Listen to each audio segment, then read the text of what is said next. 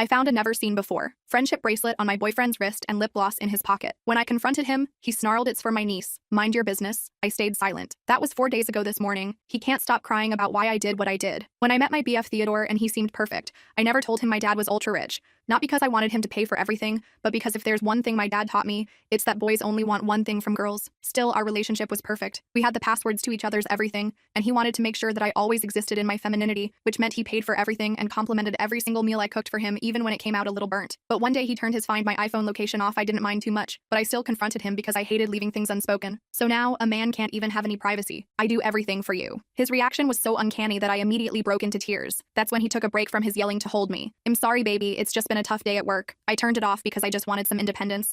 His words should have been comforting, but they weren't. Because he said them really fast, and the second I stopped crying, he returned to playing Call of Duty. So the next morning when he left for work, I called my dad. "Honey, I trust your instincts, but Theodore seems like a good guy," he said. That same day, Theodore never came home. When it was 1 a.m., I texted asking where he was and responded saying he was on a work trip. What the F? I instantly knew something was wrong, but it was clear that he wasn't going to tell me the truth. So I just let him think that he had somehow gotten away with his lie. When he came home the next morning, he snuggled into bed beside me. It was obvious that he was exhausted. As soon as I heard him snoring, I shot up out of bed. On his wrist was a Claire's friendship bracelet, and sticking out of his pocket was a lip gloss from Justice. My eyebrows furrowed. Maybe he had run into his niece. None of it made sense. That evening, I served him his favorite meal and a glass of very strong whiskey. I waited until his eyes looked glossed over to ask him more questions. "So did you get to see anyone while you were away?" I watched closely as his face strained for a second before answering. I guess I saw a girl, my niece. That is why do you ask?" My heart skipped a beat. His niece lives 2 states away. He's never mentioned her traveling, let alone visiting him randomly. "Oh, cool. Yeah, I saw the bracelet on your wrist. Yeah, that was my niece's." He stuttered and almost dropped his fork. Over the next few days, I regretted bringing it up because it only helped him to get better at covering his tracks. One evening after eating dinner, he told me he was leaving to volunteer for the night shift at some faraway soup kitchen. "Theodore, in our 3-year relationship,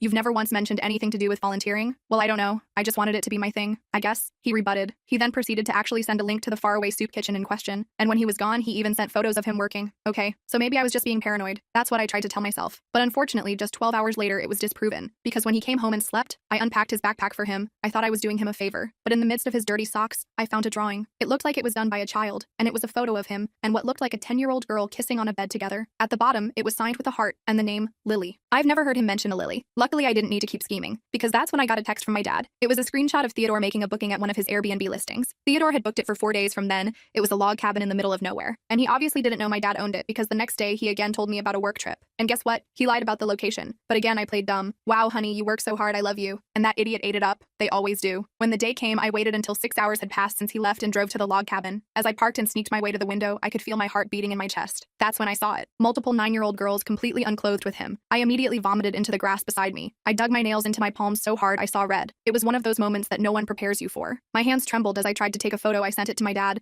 and he replied straight away. He told me he was on his way and would be here in a few minutes. He showed up not even a minute later, and as soon as he got out, he turned to me, his face grim. "We need to get those girls out now. I called the police already, but we need to do it before they arrive in case he does something desperate." I nodded, my mouth dry with fear. We had to act fast. Dad motioned for me to go around to the back door while he took the front. I crept around the side of the cottage, keeping low beneath the windows. My hands were shaking so badly I could barely grip my phone. The back door was unlocked. I slipped inside as quietly as possible, finding myself in a small kitchen. I think Theodore heard us or something, because instantly I could hear Theodore in the front room, his voice frantic as he started barking orders at the girls. "Get your things. Move, we're leaving right now." One of the girls appeared in the kitchen doorway. She froze when she saw me, her eyes wide with fear. She looked about 11 with dark braids and a Justice t-shirt that was way too big for her. "It's okay," I whispered, holding my finger to my lips. "I'm here to help you." She looked uncertain, glancing back toward Theodore's voice. I reached out my hand to her just as a crash came from the front room. Dad had made his move. I heard Theodore yell in surprise, followed by the sound of a struggle. The girl with braids ran to me, then grabbing my hand. "Please help my friends," she whispered. I nodded and moved toward the front room, the girl behind me. The scene was chaos. Dad had Theodore pinned against the wall, the baseball bat on the floor beside them. The other girls were huddled together on the couch, watching with wide eyes. "Get the girls out," Dad shouted to me, struggling to keep Theodore under control. I rushed to the couch. "Come with me quickly. I told the girls we're going to keep you safe." They hesitated for just a second before following me. I led them out the back door. The siren's getting louder now. Theodore was screaming threats behind us, his voice filled with rage. "You're dead. You hear me? You're dead. They'll find you." I tried to block his words from the girls' ears as I hurried them toward our car. The oldest-looking girl, maybe 12, was helping the youngest, who couldn't stop crying. It broke my heart to see them so terrified. We reached the car just as the first police cruiser pulled up the driveway, lights flashing. 2 officers jumped out, hands on their weapons. I quickly explained who I was and pointed them toward the cottage. "My dad's inside restraining him," I said, my voice shaking. "There are cameras set up showing everything." The officers nodded and rushed toward the cottage. I stayed with the girls, trying to comfort them as best I could. The one with braids told me her name was Zoe. The oldest was Mia, and the youngest, still crying, was Emma. The 4th girl, who hadn't spoken yet, was Lily, the same Lily from the drawing. Detective Martinez arrived about 10 minutes later with more officers and a social worker. They took the girls aside one by one to talk to them. While I gave my statement, I watched as Dad emerged from the cottage.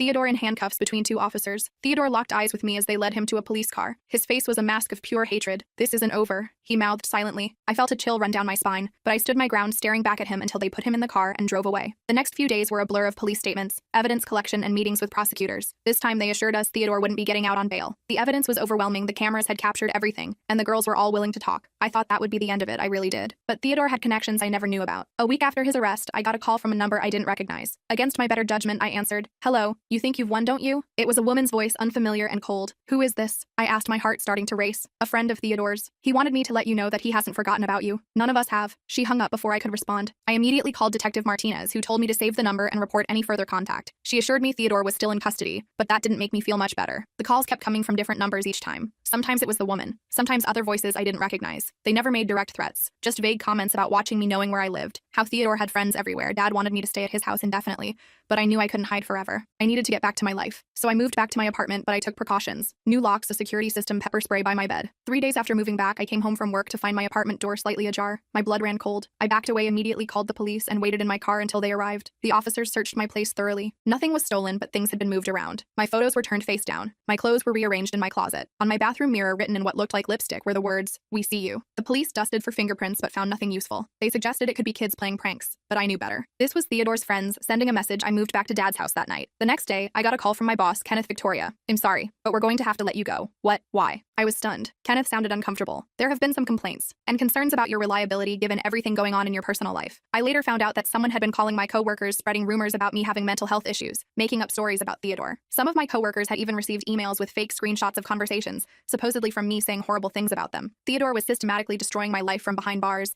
I felt helpless, trapped, and increasingly isolated. The only people I could truly count on were Dad and Detective Martinez. Martinez suggested I document everything and stay vigilant. "Hes trying to break you down," she explained. "Make you too exhausted to follow through with testifying." The preliminary hearing was scheduled for the following month. As it approached, the intimidation tactics escalated. Dad's car tires were slashed. Dead flowers were delivered to his house. Someone created fake social media accounts in my name, posting disturbing content that made me look unstable. I was starting to crack under the pressure. One night, I broke down completely sobbing in Dad's kitchen. "Maybe we should just drop it," I cried. "Move away. Start over somewhere else." Dad sat beside me, putting his arm around my shoulders. "That's exactly what they want," he said gently. "If we run now, Theodore wins, and those girls don't get justice." He was right, of course, but knowing that didn't make it any easier to bear. 2 weeks before the hearing, I received a package at Dad's house. Inside was a USB drive. Against my better judgment, I plugged it into my laptop. It contained dozens of photos of me shopping, getting coffee, talking with friends. Some were taken through windows, some on the street. All recent, all showing I was being watched constantly. I called Martinez immediately. She came to collect the USB as evidence and promised to increase patrols around the house, but we all knew they couldn't watch us 24/7. That night, I couldn't sleep. Every sound made me jump. Around 3 a.m., I heard a noise downstairs, a soft click like a door opening. I froze, listening intently. There it was again, a creak on the stairs. Someone was in the house. I grabbed my phone and the pepper spray,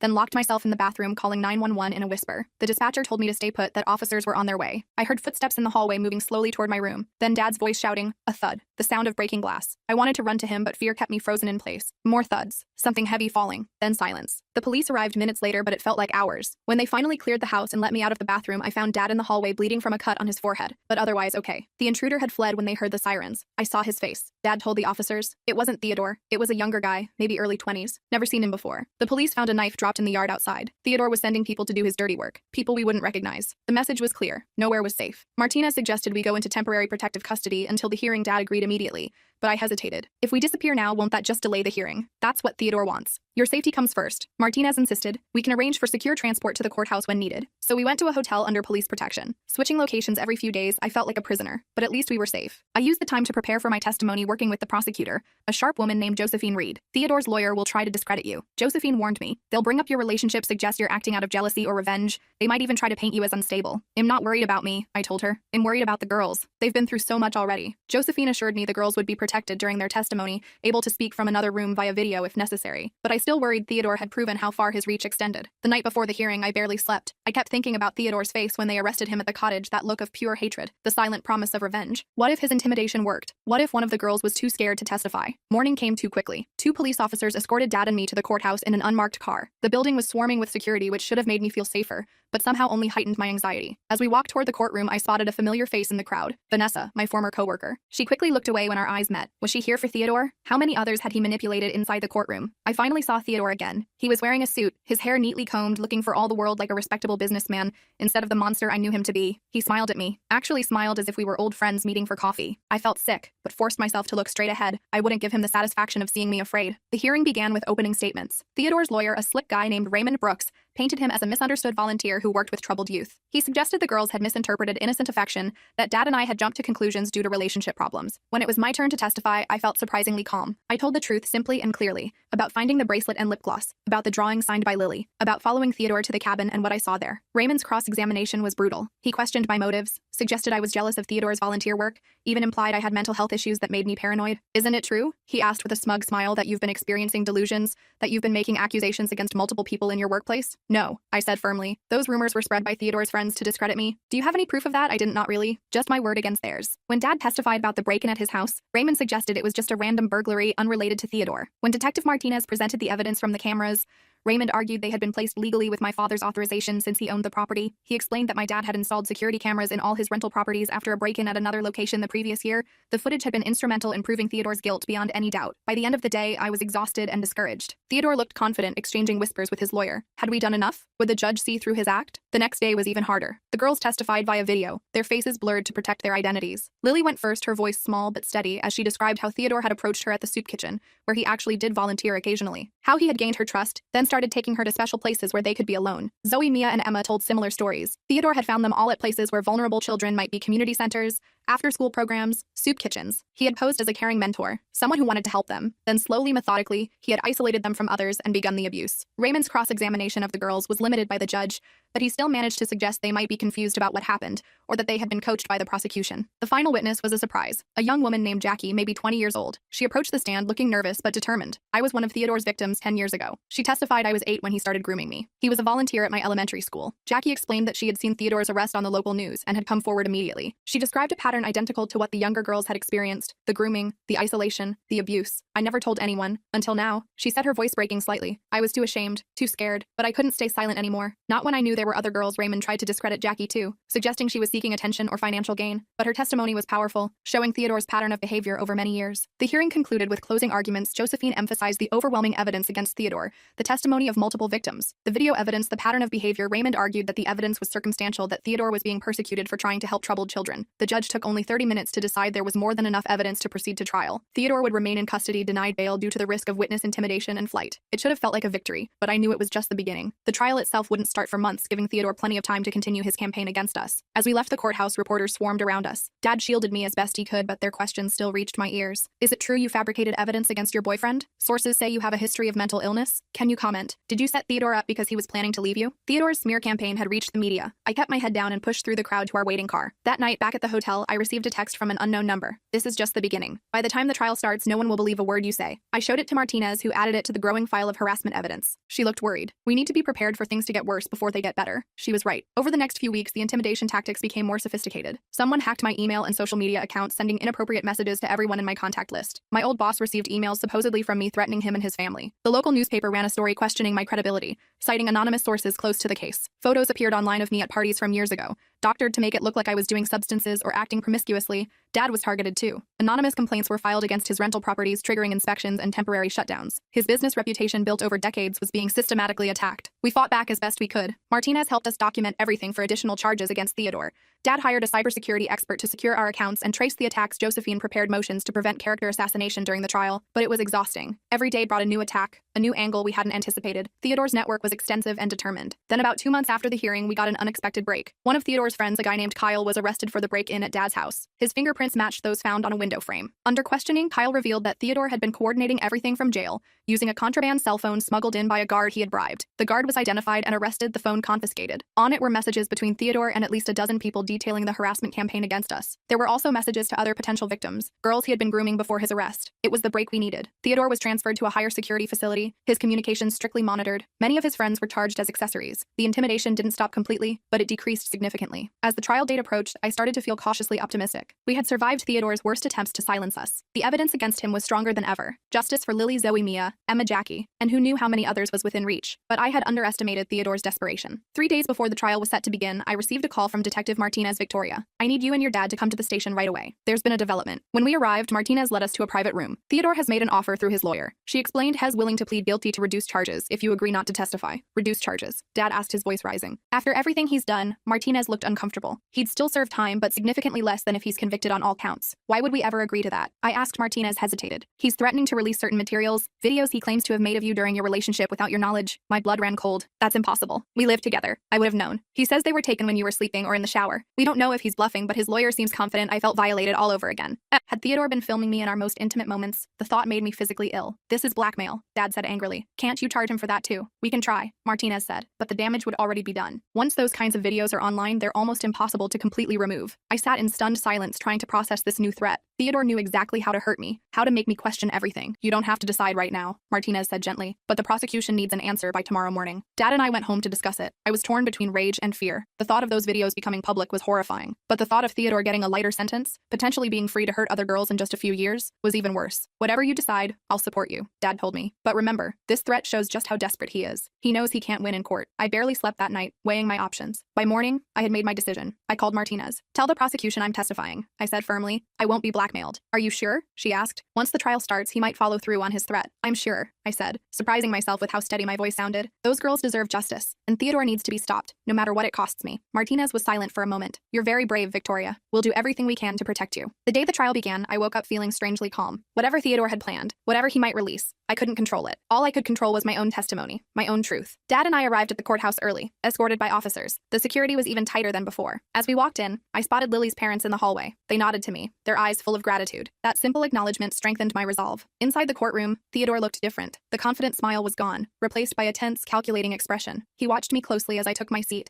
as if trying to determine if his threat had worked. The trial began with opening statements. This time, Theodore's new lawyer, a woman named Christina Powell, took a different approach. Instead of denying the allegations, she suggested Theodore had a sickness, that he needed help rather than punishment. When it was my turn to testify, I walked to the stand with my head held high. Christina's cross-examination was even more aggressive than Raymond's had been. Ms. Jackson, isn't it true that you were jealous of the time Mr. Howard spent volunteering with children? No, I replied calmly. I was suspicious because his behavior changed suddenly and dramatically. And you decided to spy on him rather than having an honest conversation? I tried having honest conversations. He lied repeatedly. She pressed on, trying to paint me as obsessive, unstable, vindictive. But I remained calm, sticking to the facts. When she hinted at the existence of private videos, I didn't flinch. Ms. Powell, if such videos exist, they were taken without my knowledge or consent, which is itself a crime. But they don't change what I saw at that cabin. The girls testified next, their stories consistent and heartbreaking. Jackie returned to testify as well, along with 2 more women who had come forward after seeing the news coverage, all former victims of Theodore from years past. The evidence was overwhelming. The videos from the security cameras my dad had installed in his rental properties, the messages on Theodore's contraband phone, the testimony of so many victims spanning a decade. Throughout it all, I waited for the other shoe to drop, for Theodore to follow through on his threat. Each day I checked online anxiously, expecting to find my most private moments exposed to the world. But nothing happened. Either the videos didn't exist, or Theodore had realized they would only add to his charges. After 2 weeks of testimony, the case went to the jury. They deliberated for less than 5 hours before returning with a verdict, guilty on all counts. As the judge read out the verdict, I watched Theodore's face.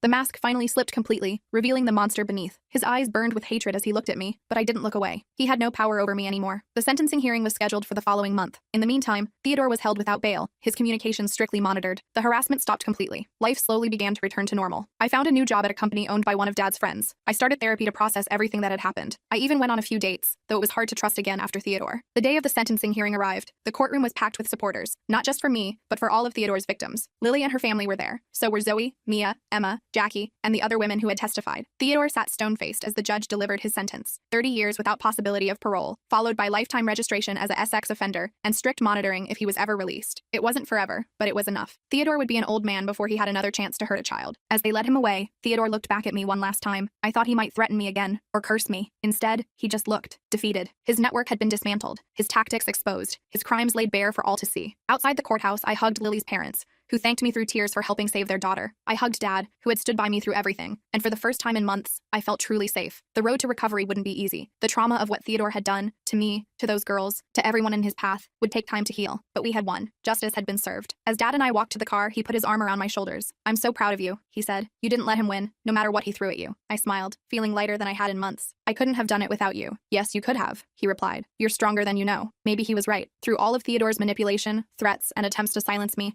I had found a strength I didn't know I possessed, and because of that, Theodore would never hurt another child again. But life after the trial wasn't the clean slate I'd hoped for. About 2 weeks after sentencing, I was grocery shopping when a woman approached me in the produce section. She looked normal enough, maybe mid-30s, dressed in yoga pants and a hoodie. "You're Victoria, right?" she asked, her voice friendly. I nodded cautiously, balancing an apple in my hand. Her smile vanished instantly. "You ruined Theodore's life with your lies," she hissed. "He helped those girls. They needed him." I dropped the apple, backing away. "You need to leave me alone." "We're watching you," she said, then turned and walked away like nothing had happened. I abandoned my cart and practically ran to my car. My hands shook so badly I could barely get the key in the ignition. I called Martinez as soon as I got home. "We can file another report," she said, sounding tired. But unless she made a specific threat, I knew the drill by now. Theodore might be in prison, but his supporters were still out there. People he'd manipulated into believing his lies. People who thought I was the villain. Dad suggested I move in with him permanently, but I refused. I couldn't live in fear forever. Instead, I got a new security system, changed my routines, and started taking self-defense classes. Small steps toward reclaiming my life. The nightmares were the worst part. I'd wake up gasping, convinced Theodore was standing over my bed. Sometimes I dreamed about the cabin, about what might have happened if we'd arrived too late. Other times I dreamed about the girls, their faces blending together in my mind. My therapist, Dr. Patel, said the dreams were normal. "Your brain is processing trauma," she explained during one session. "Give it time. Time." Everyone kept telling me to give it time. But how much time does it take to forget the image of a grown man with a child? How many years until I stopped flinching when someone approached me unexpectedly? 3 months after the sentencing, I got a letter from the prison. Theodore had written to me. I stared at the envelope for a long time before calling Martinez. "You don't have to read it," she said. "I can take it as evidence of continued harassment." But curiosity got the better of me. I needed to know what he could possibly have to say. The letter was short, just 3 sentences. "I forgive you for what you did to me. I'm getting help now. When I get out, I'll find you so we can talk properly." I felt sick reading it. Even now, he was trying to manipulate me, to make me doubt myself. And that last line, was it a threat?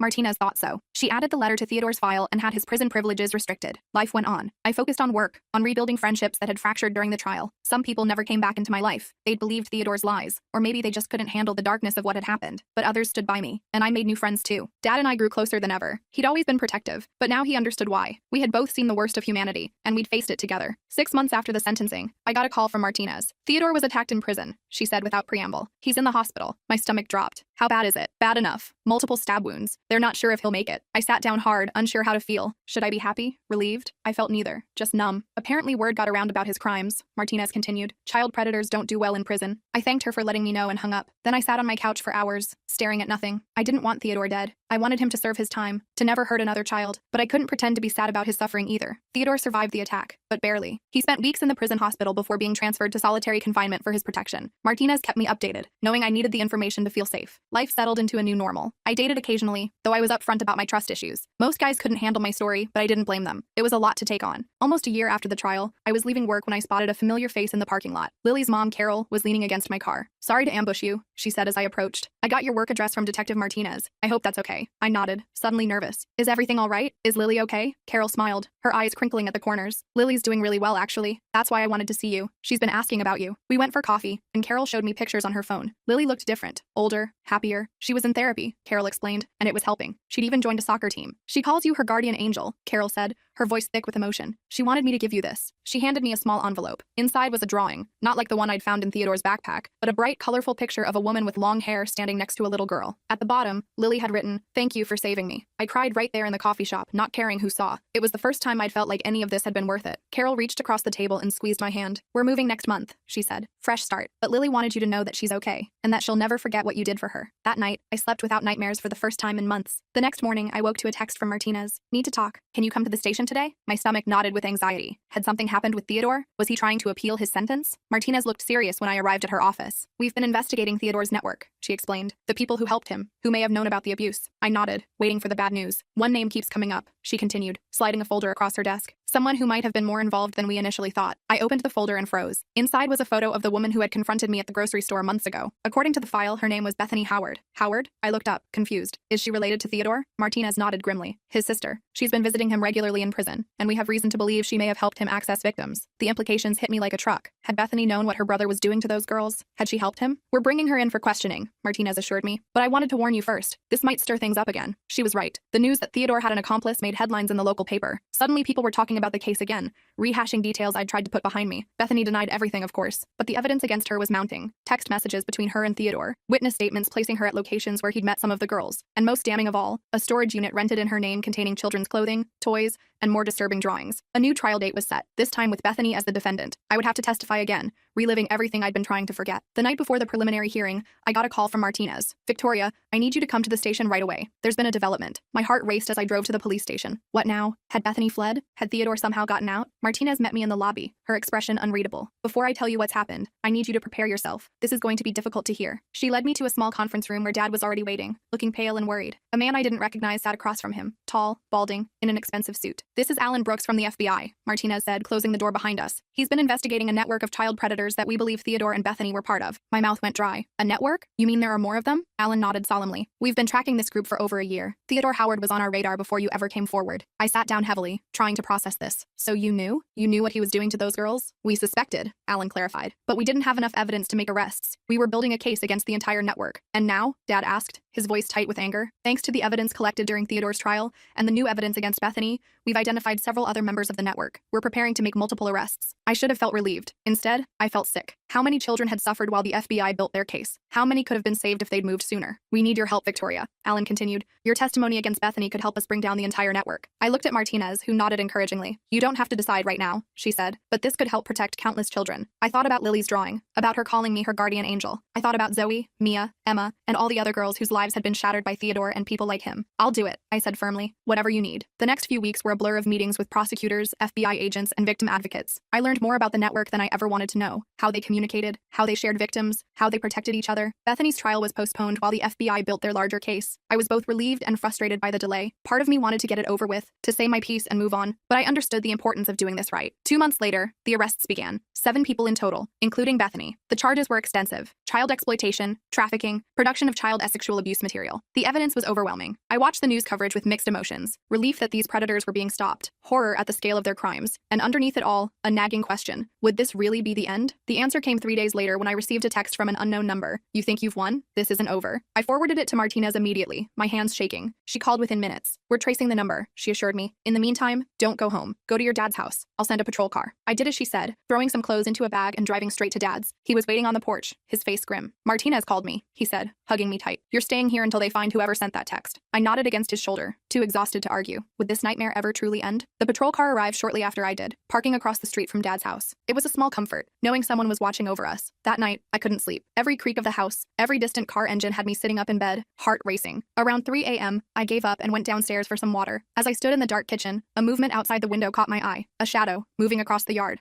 I froze, watching as it approached the back door. I backed away slowly, reaching for my phone, but before I could call for help, I heard the unmistakable sound of breaking glass. Someone was breaking in. I ran for the stairs, phone in hand, dialing 911 as I went. "Someone's breaking into my father's house," I whispered to the dispatcher. "There's a patrol car outside, but I don't think they've seen anything." "Stay on the line," the dispatcher instructed. "Officers are being notified." I made it to Dad's room, shaking him awake. "Someone's in the house," I hissed. Dad was instantly alert, reaching for the baseball bat he kept beside his bed. "Stay behind me," he whispered, moving toward the door. We could hear footsteps downstairs, moving through the kitchen, then the creak of the stairs. Dad positioned himself in the hallway, bat raised. I stood in the bedroom doorway, phone still pressed to my ear, heart pounding so loud I was sure the intruder could hear it. A figure appeared at the top of the stairs. In the dim light, I couldn't make out their face, but I could see they were holding something. A knife? A GN? Dad didn't hesitate. He swung the bat, connecting with the intruder's arm. There was a cry of pain, and whatever they'd been holding clattered to the floor. The intruder lunged at Dad, tackling him to the ground. They struggled in the hallway, grunting and thrashing. I stood frozen, useless, until I heard sirens approaching. "The police are coming," I shouted. The intruder looked up, and in that moment, I saw their face. It was a man I didn't recognize, young with a shaved head and wild eyes. He scrambled off Dad and ran for the stairs. Dad tried to grab his leg but missed. We heard him thundering down the steps, then the crash of the front door being thrown open. The patrol officers were already out of their car, weapons drawn. "Stop! Police!" one shouted. But the intruder kept running, disappearing into the darkness between houses. Dad and I sat on the porch, shaken but unharmed, as more police arrived. The house was searched, evidence collected. The intruder had dropped a knife in the hallway, long, sharp, clearly meant to do harm. "He was here to call us," I said quietly to Martinez when she arrived. "Wasn't he?" She didn't sugarcoat it. "It looks that way. But we'll find him, Victoria. I promise." They did find him, 3 days later, trying to leave the state. His name was Jason Taylor, and he had connections to Bethany Howard. Text messages on his phone proved she had ordered the attack from jail, promising payment from a hidden account. New charges were filed against Bethany. Jason took a plea deal, giving up information about the network in exchange for a reduced sentence. One by one, the pieces of Theodore's world were falling apart. I stayed at Dad's house for another week, until we were sure there were no more threats. Then, reluctantly, I went back to my apartment. It didn't feel like home anymore. Nowhere did really. But I couldn't hide forever. The trials began a month later. First Bethany, then the others. I testified at each one, telling my story over and over until the words felt hollow in my mouth. But it worked. One by one, they were convicted, sentenced to decades in prison. Theodore, still in solitary confinement, was charged with additional crimes based on new evidence. His sentence was extended, ensuring he would never walk free again. As the last last trial concluded, Martinez pulled me aside. It's over, Victoria. Really over this time. They're all going away for a very long time. I nodded, wanting to believe her. What about their supporters? The people who confronted me? Who sent threats? Most of them have gone quiet since the arrests. Without Theodore and Bethany directing them, they've lost their focus. She squeezed my arm gently. You can start living your life again. Living my life. It sounded so simple yet so impossible. Who was I now? After everything that had happened, the woman who had loved Theodore was gone. In her place was someone harder, warier, but stronger too. I started small. I went back to work. I had dinner with friends. I visited Lily and her family before they moved away, promising to stay in touch. I helped Dad renovate his kitchen, a project we'd talked about for years. Slowly, the nightmares became less frequent. I could go days, sometimes weeks without thinking about Theodore. The woman in the grocery store faded from my memory, replaced by ordinary interactions with ordinary people. 6 months after the last trial, I met someone. His name was Michael, and he was kind and patient and understood when I needed space. On our third date, I told him everything. He listened without judgment, then thanked me for trusting him with my story. A year after Theodore's sentencing, I received a letter from the prison. For a moment, panic gripped me. Was it from him? But the return address was different. Inside was a short note from a prison guard. Theodore Howard died last night. Heart attack. Thought you should know. I sat with the letter for a long time, trying to identify what I felt. Not joy, not exactly. Relief, maybe. Closure. The certainty that he could never hurt anyone again. I called Martinez, then Dad. They both offered to come over, but I told them I was okay. And surprisingly, I was. Theodore no longer had power over me, in life or in death. That night, I dreamed of the cabin, but this time, I wasn't afraid. I walked through the door confidently, gathered the children, and led them into the sunlight. They were safe. We all were. When I woke, I felt lighter somehow. The weight I'd carried for so long had finally begun to lift. Theodore was gone. His network was dismantled. The children he had hurt were healing, moving forward with their lives. And so was I. I still have moments of fear, of course. Days when a stranger's glance makes my heart race, or when a sound in the night has me reaching for my phone. But those moments are fewer now, and less overwhelming when they come. I've started volunteering at a children's advocacy center, helping kids who have experienced trauma. It feels right, using my experience to make a difference, to turn something horrible into something helpful. Dad says he's proud of me, but I think he's the one who deserves the credit. He believed me when others didn't. He stood by me through everything. He taught me that sometimes the people who seem perfect are anything but, and that the truth, however painful, is always worth fighting for. As for Theodore, I try not to think about him much anymore. He doesn't deserve space in my thoughts. Instead, I think about Lily, about her drawing and her soccer team, and her second chance at childhood. And I think about all the children who won't become his victims because we stopped him. That's the story I choose to tell myself now. Not about what I lost, but about what was saved. Not about Theodore's darkness, but about the light that came after. It's not a perfect ending. There are still scars, still moments of doubt and fear, but it's my ending, on my terms. And after everything, that feels like victory enough.